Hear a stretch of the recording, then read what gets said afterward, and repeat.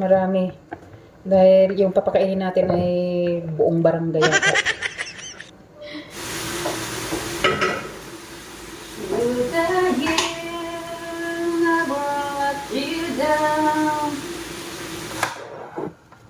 Kape tayo mga Mars. Broccoli yata. Dagdag isipin ko pa, dagdag stress. Ano yun?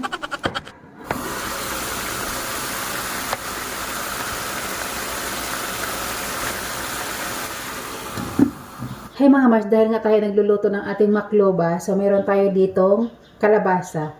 Ilalagay natin to sa ating chicken makloba. At meron akong patatas, at meron akong talong. So itong tatlo na to ang ating sangkap para dun sa ating makloba.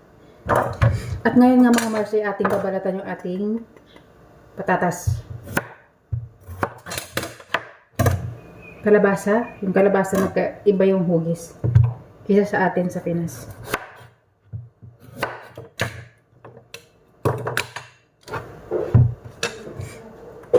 Ating talong. Dalawang gagamitin ko dito, isang malaki at isang maliit. At ngayon ay hugasan natin.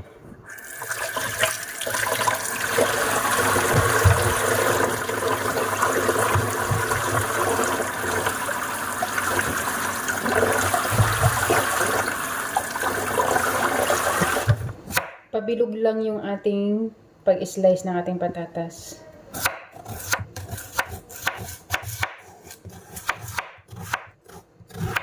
Ating kalabasa, pabilog din.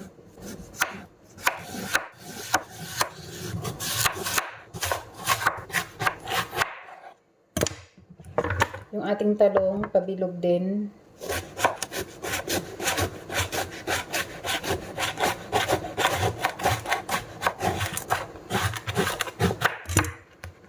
Ito mga Mars, marami. Dahil yung papakainin natin ay buong barangay yata.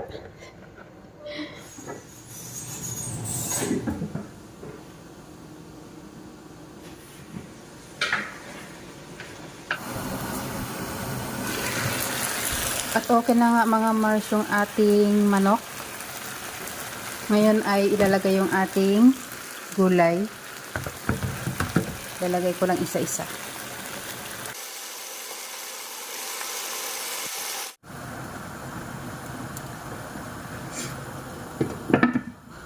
At ito na nga mga Mars, maglalagay ako sa blender ng bawang, kusbara, black pepper, and asin. Dahil nga ay mag-blend tayo ng saluyot.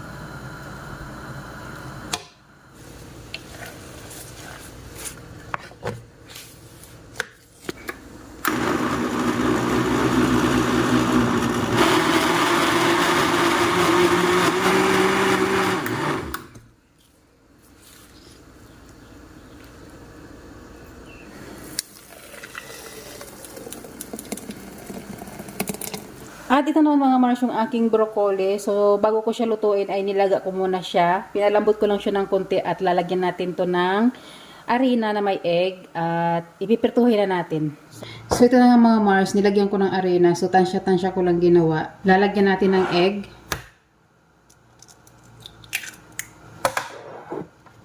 Kape tayo mga Mars. Lagyan natin ng asin 2 spoon. Malit lang naman to. Turmeric powder, ng 2 spoon, kusbara powder, kamon, black pepper, 2 spoon din. Lalagyan natin ng tubig. Mix-mix lamang. At ito na nga mga Mars, na-mix ko na lahat-lahat yung ating mga ingredients dito. Lalagay tayo dito ng bagdones. At haluin lang natin dito.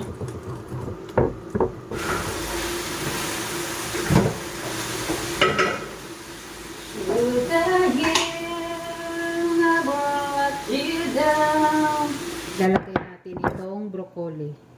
Broccoli yata ito eh. So, lalagay natin yung broccoli dito. Saka natin siya piprituhin. Hindi ko lang sure kung anong tawag nila dito sa pagluluto na to. Natutunan ko lang to dahil favorite to ng aking alaga. Tinuro lang din to sa akin ng aking inay. At yun, naluto ko na siya kapag mayroon akong broccoli. Basta hindi ko alam, basta broccoli yata. Dagdag isipin ko pa, dagdag stress. Ano yun? At ito na nga mga Mars, mainit na yung ating mantika. So, ilalagay na natin yung ating broccoli.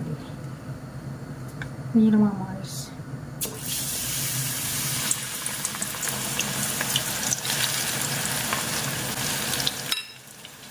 At ito na nga ang kinalabasan ng ating saluyot. Kanin para sa ating chicken makluba at luto na rin.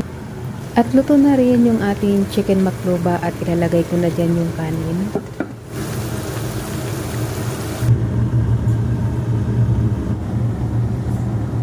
At ito na nga mga Mars, luto na yung ating broccoli. Okay na to siya, pero sa personal talaga ay brown. Naglight lang siya dahil sa ilaw. So, ilalagay natin dyan. Sarap. Try nyo mga Mars.